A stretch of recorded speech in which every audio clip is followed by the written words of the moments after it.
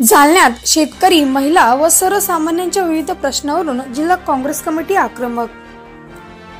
शेतकरी कर्जमाफी, अतिवृष्टी, नुकसान भरपाई यासह विविध मागण्यांसाठी जिल्हा काँग्रेसच्या जालना जिल्हाधिकारी कार्यालयावर मोर्चा। सरकार विरोधात जोरदार घोषणाबाजीने परिसर दणदणला।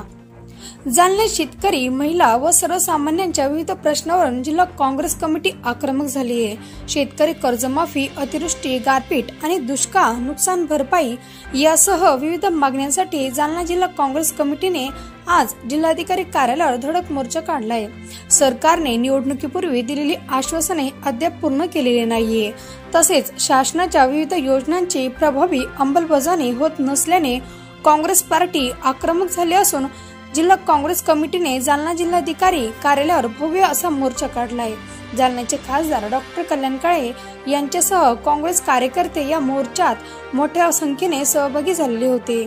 यावेळी राज्य आणि केंद्र सरकारविरोधात जोरदार घोषणाबाजीने परिसर दणदणून गेलेला होता।